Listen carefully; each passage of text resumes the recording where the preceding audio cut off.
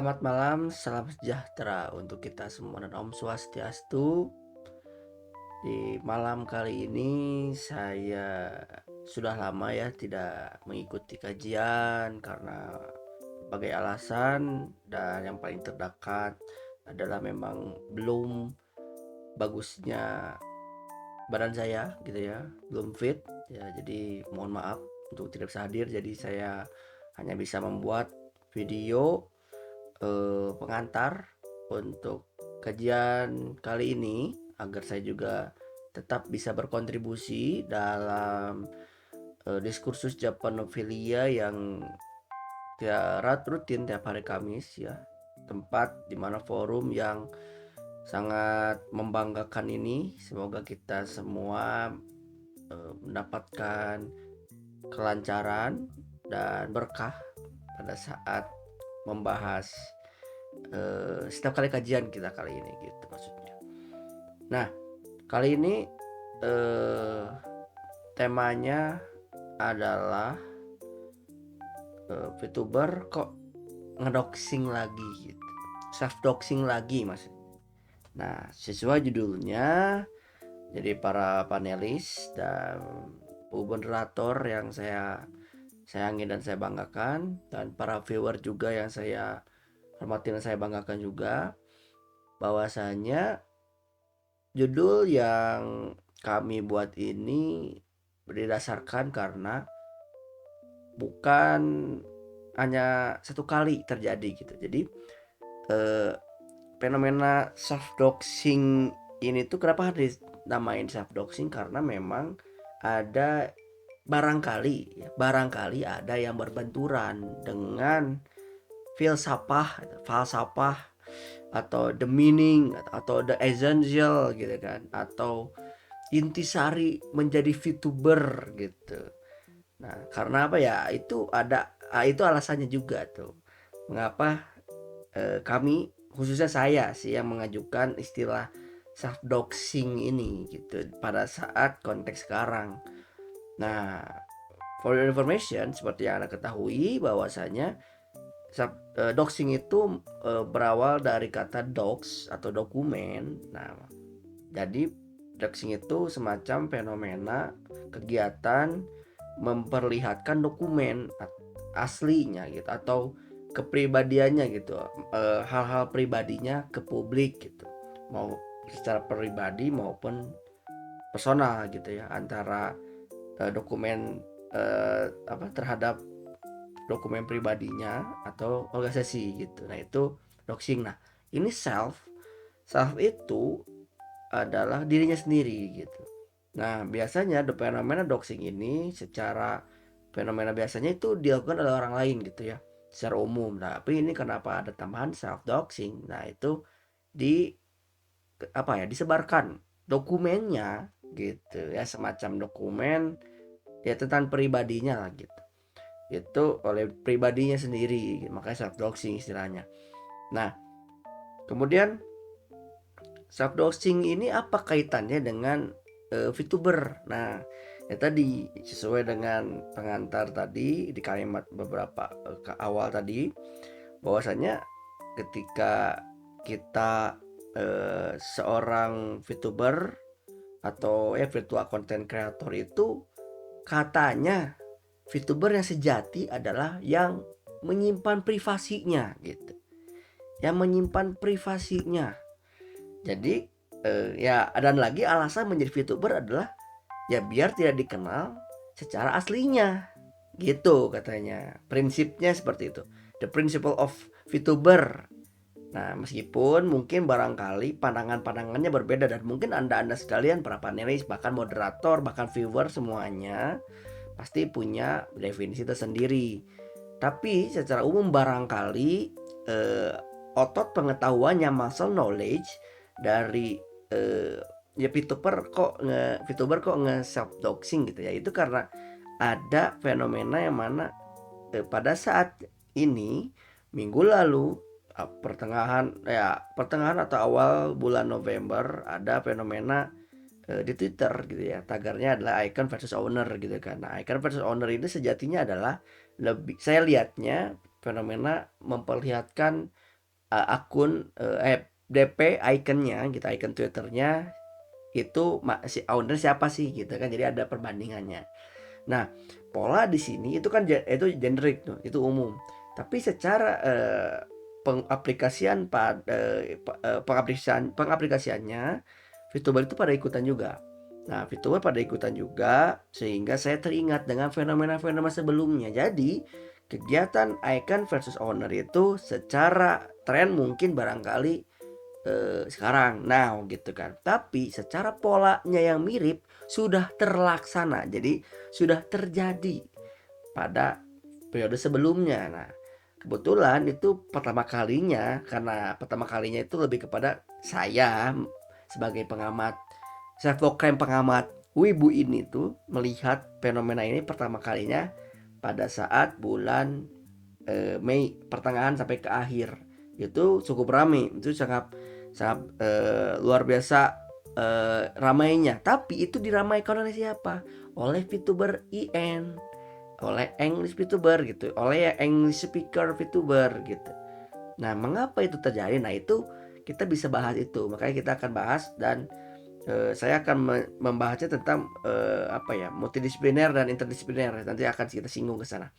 Kenapa Kak? Karena ya tadi uh, yang paling pasti adalah perbedaannya, kulturnya sangat berbeda ya, tapi itu faktanya adalah dilakukan oleh VTuber gitu ya. Nah, VTuber pada saat itu emang pakai tagarnya apa? Tagarnya hashtag VTuber versus Voicer gitu kan. Jadi seolah-olah VTuber tuh siapa sih pengisi suaranya Voicer? Berarti kan ada ketersinggungan bahwasanya oh VTuber tuh ada pengisi suaranya. Memang sejatinya secara teknikal harus kita akui juga memang seperti itu kan. Namun ya kan tadi yang bermazhab kan yang berbeda pandangan tadi, berbeda otot pengetahuannya, sehingga pengennya ya tidak diketahui. Nah itu kan, nah disitulah ada pola, ada konflik terjadi gitu. Makanya saya sampai membuat tweet bahwasanya memang fenomena ini bandwagonisme ini ya biasa kan, karena ramai, karena emang banyak yang ngikutin, ada bandwagon, ada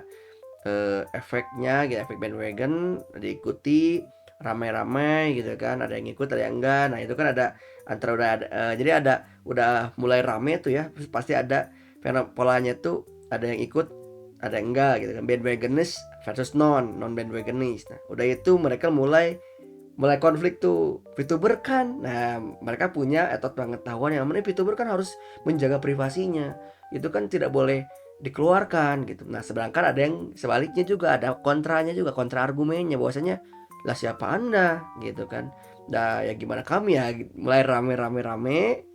Nah ya, dan sebagainya lah gitu ya, dan akhirnya mulai udah rame gitu tuh, ada yang paling nikmat mah antis tuh, antis datang yang nge-save aja, itu yang ngedoxing, yang memperlihatkan diri sendiri, ambil foto-foto aja buat ya, apalagi kalau orang-orang yang punya pemikiran yang apa ya, tidak baik, ya akan dimanfaatkan dengan semestinya oleh dia mungkin ya.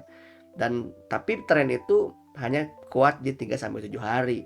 Karena dulu juga pada saat fenomena pertama kali di bulan Mei itu sama juga, itu cuman kuat di 3 sampai 5 harian. Nah, yang kedua kalinya saya lupa-lupa ingat, tapi perkiraan di bulan September itu terjadi lagi VTuber versus Voicer lagi, mungkin dengan nama yang lain, apa aku versus owner gitu. Pokoknya ada perbandingan, ini cara saya, ini OC saya, ini saya gitu. Nah sekarang juga terjadi, ini mah lebih ke generic, icon versus owner. Jadi icon di DP-nya dan ini saya gitu, pemilik akunnya. Nah jadi mari kita bedah secara ini hipotesis mentah, karena maksudnya makanya pada saat itu saya melihatnya, dan ini menurut saya valid juga nih, menurut saya ya kan, ini otot pengetahuan sayanya ya, barangkali pandangan saya seperti ini. Jadi ada pandangan dari beberapa pendekatan gitu, multidisipliner dan interdisipliner dalam atau terhadap fenomena VTuber Voicer ini ya. Jadi dulu itu saya berpikiran bahwasanya memang bisa dikaji, kita bisa lihat juga alasan mengapa kejadian itu bisa terjadi ya. Yang pertama dari sisi sosiologis. Nah, dari sisi sosiologis itu fenomena apa namanya tuh, joining bandwagon ini biasa gitu, biasa saja ya, karena memang pada saat Mei itu kan, itu awal-awal, kalau di Indonesia itu kan pandeminya baru awal-awal kan. Nah kemudian selanjutnya dan sampai saat ini pun sama, jadi emang lebih kepada butuh aktivitas, butuh kegiatan gitu kan, dan ternyata lucu nih gitu kan. Nah jadinya dilakukan itu secara generic, joining bandwagon biasa aja gitu. Jadi fenomena joining bandwagon dengan objek VTuber gitu kan, sebagai ajang meramaikan media sosial. Jadi just only meramaikan media sosial saja gitu. Dan nah itu diprakarsai oleh EN VTuber, dan sekarang pun tetap sama oleh EN VTuber juga, dan September juga sama. Jadi 3 kali itu oleh EN VTuber juga, karena tadi ya nanti akan kita bahas tuh di bawahnya, nanti akan kita singgung juga. Karena yang pokoknya adalah joining bandwagon gini fenomena biasa, dan emang di sosmed kan ya intinya mah kalau bahasa Jerman mah tuturut munding gitu kan, ya itu kan ya meramaikan saja gitu kan, dan santailah gitu kan.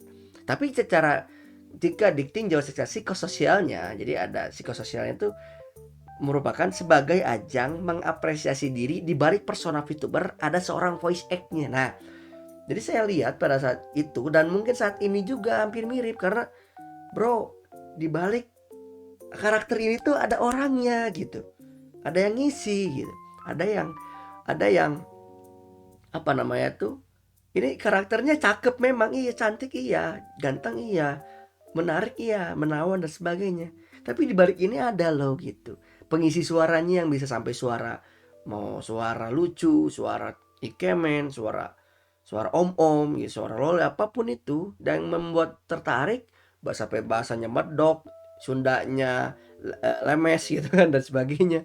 Ya ini loh, ini arah aslinya gitu. Jadi kayak memang secara psikososialnya ya, memang secara ada sudut pandangan lain, misalkan dari Abraham Maslow, karena memang itu fenomena ingin diakui dirinya, jadi tidak hanya sebatas karakternya doang, tapi orangnya juga. Itu kan pengakuan diri, itu kan sebuah kebutuhan dasar manusia. Jadi kayak itu pun sebatas apa ya, cukup biasa fenomenanya. Cuman ya memang menjadi tidak biasa karena memang VTuber ini tadi ya ada pandangan bahwasanya memang VTuber harus berbasis privasi. Nah, jadinya itu yang membuat menjadi cukup gelut nih, atau konflik nih, karena ada yang pro, ada yang kontra gitu. Karena tesisnya kan adalah VTuber sebagai apa, konten kreator tanpa apa namanya tuh, tanpa dilihatkan mukanya gitu kan. Sedangkan kontranya yaitu kan antitesisnya malah, ya ini mah saya nggak peduli tuh privasi ini mah saya. Nah, jadi kan nah itu ada ketersinggungan. Makanya secara historis sosiokulturalnya, jadi ada secara sejarahnya dan budayanya, kita bisa lihat VTuber korporat sebagai acuan menjadi VTuber yang menjaga privasinya, dan diilhami oleh VTuber non korporat atau VTuber indie. Nah, jadi ketika memang sejatinya secara historinya ya VTuber itu kan dari Jepang, yang saya pahami ya, mohon koreksi nih. Nah, VTuber korporat dari Jepang, yang mana mereka berkorporatnya itu berbasis privasi, karena memang ada kontraknya juga, ya kan? Ada term and conditionnya juga, ya, sehingga barangkali tidak boleh memperlihatkan dirinya kan gitu loh. Nah itu kan korporat juga memiliki kapital, memiliki modal yang cukup kuat untuk menyebarkan pengaruhnya, bahwasanya oh VTuber tuh seperti ini. Maka diilhami juga oleh VTuber non korporat atau VTuber indie, bahwasanya oh VTuber itu harus menjaga privasinya seperti itu, ya. Jadinya para VTuber ya, jadi definisi atau semacam ya the meaning of VTuber itu ya secara esensial bahwasanya emang harus menjaga privasi, karena memang apa ya, dari awalnya dulu, dari atasnya saja begitu gitu, dari awalnya juga begitu, memperlihatkan bahwasanya memang menjaga privasinya, menjadi VTuber tuh harus menjaga privasinya, sehingga diilhami oleh VTuber non korporat. Nah itu jadi kayak memang sosiokulturalnya terbentuk gitu, seperti itu. Jadi memang terbentuklah seperti itu dah. Tapi saya akan anggap itu sebagai VTuber mazhab Jepang atau mazhab Asia mungkinnya gitu. Karena yang VTuber ini anggapnya Western sama saya. Jadi makanya secara sejarahnya Sosiokultural dari VTuber itu ya memang dipelopori oleh korporat yang menjaga privasinya dan diilhami oleh VTuber indie.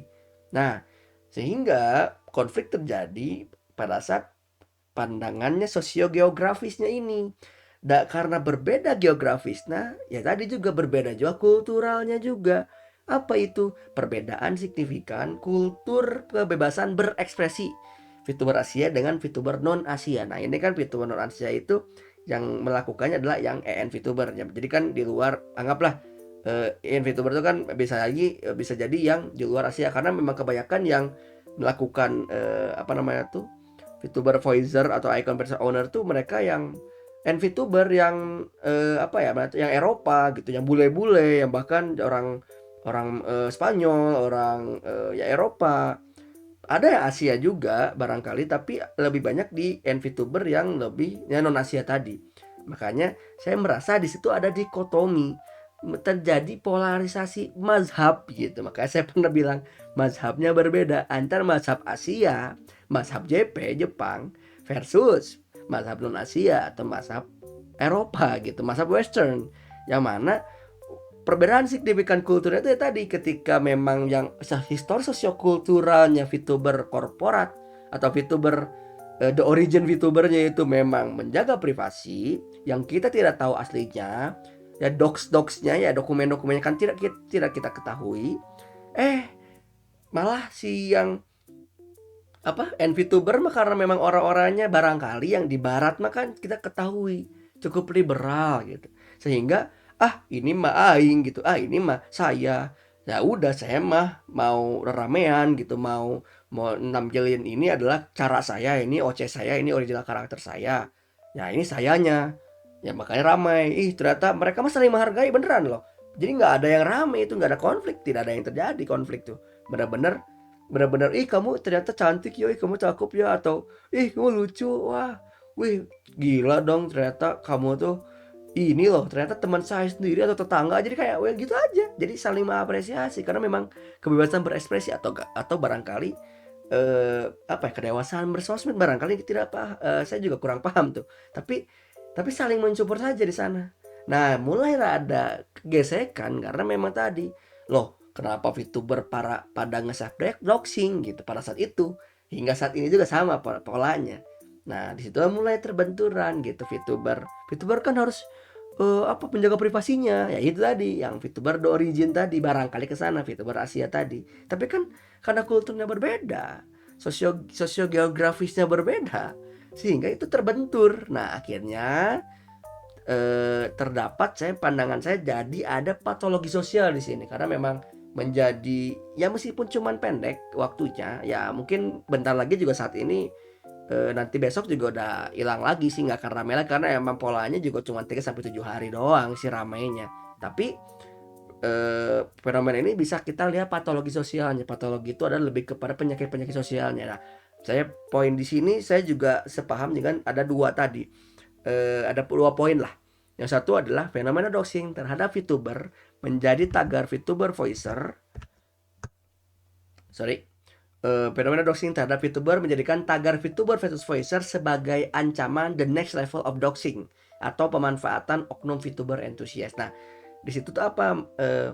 Jadi karena memang ada ya, karena mazhab utamanya yaitu yang awalnya yang mazhab VTuber sebagai penjaga privasi tadi, yang memang orientasinya privasi, itu berbahaya karena terancam. Dan jadi kayak Anda kok ngedoxing sendiri, justru sebenarnya adalah bukan doxing, bukan Anda nge-reveal-nya yang berbahaya jadinya, tapi pemanfaatan dokumen Anda pribadi yang tersebar itulah yang menjadikan itu ancaman the next levelnya gitu.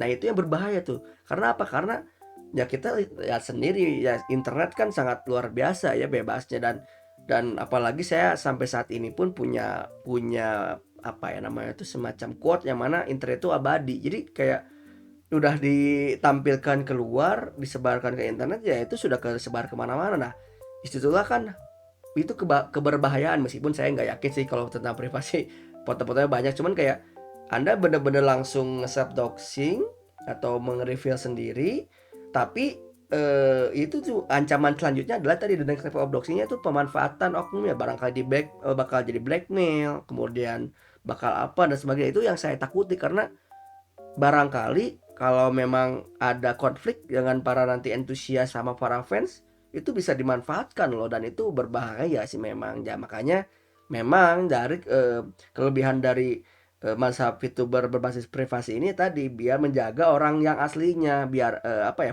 jadi biarkanlah kita fokus di service oleh si OC-nya saja gitu kan.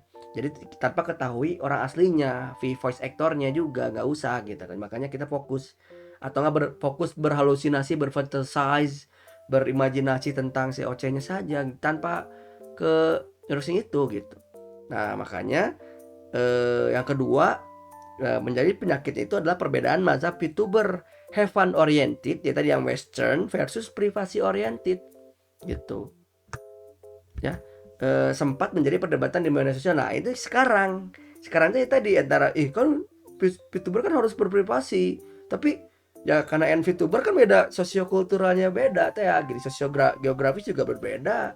Jadinya saya mah have fun aja santuy gitu, tapi kenapa anda marah-marah, jadi kayak ya itu kan jadi bergesekan. Dan jadi apa dong, jadi gimana dong VTuber aslinya dan sebagainya, kok jadi anda ngedoxing, wah jadi rame. Karena itulah yang menjadikan itu konfliknya tuh jadi kayak ya kenapa sih gitu, karena kok apa ya, jadi menurut hemat saya tuh kayak kurang kurang apa ya, kurang cermat lah, karena memang kita harus sadari bahwa memang kita berbeda budayanya gitu kan. Kalau kita bisa cermati, kita tahu alasannya apa, barangkali kita tidak akan terlalu sinis seperti itu gitu. Dan makanya kenapa dipelopori oleh VTuber, karena memang sebetulnya mereka mah santuy orangnya, have fun saja. Yang penting justru mereka pengen relasi lebih luas lagi, tapi tetap mereka konten nggak tidak lagi menjadi si orang aslinya, tetap aja lanjut sebagai VTuber. Itu mah pengen aja tuh nge-reveal gitu. Udah. Yang kalau privasi mah bener-bener recok gitu. Itu dari pola pola fenomena satu di Mei itu, September dan sekarang November pun sama polanya. Dan seperti itu juga. Jadi waduh ya itulah. Jadi memang apa ya namanya tuh, cukup ya bumbunya seperti itulah gitu ya. Bumbunya itu ya ya barangkali apa ya, memang kita bisa pelajari di sana gitu. Nah, terus emang saya kalau dalam sektor ekonomi itu belum dapat sih, saya nggak lihat juga. Dan sampai saat ini pun meskipun udah 3 kali pola ini terjadi, bandwagon ini, siklus ini terjadi, malah hanya sebatas have fun saja gitu. Jadi namun terbantu dengan budaya sebagian VTuber yang menganut paham privasi oriented gitu. Nah jadi kayak ya itu hanya sebatas apa ya namanya, bandwagonisme yang biasa, yang memang hanya have fun saja. Tapi karena memang orang-orangnya ya itu ada yang memang ya gitulah, karena memang saling terbenturnya kebenaran, pasti itu terjadi apa namanya tuh, konflik yang terjadi karena memang saling mempertahankan keyakinan masing-masing. Nah mungkin itu aja dari saya, terima kasih banyak.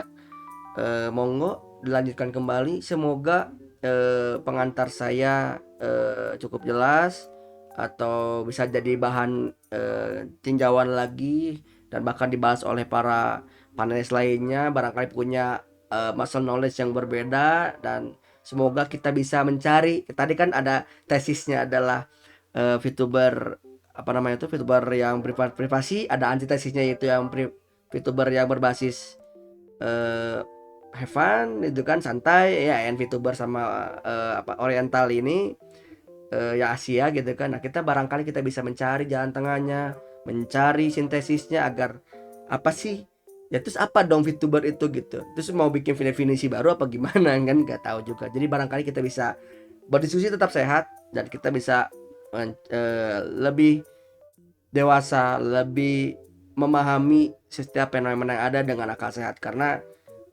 kalau pakai akal sehat pasti kita akan selamat gitu ya. Paling segitu aja dari saya, terima kasih banyak. eh, Mohon maaf atas segala kekurangan ucapan dan perilaku saya kembalikan ke moderator. Selamat malam, selamat melanjutkan.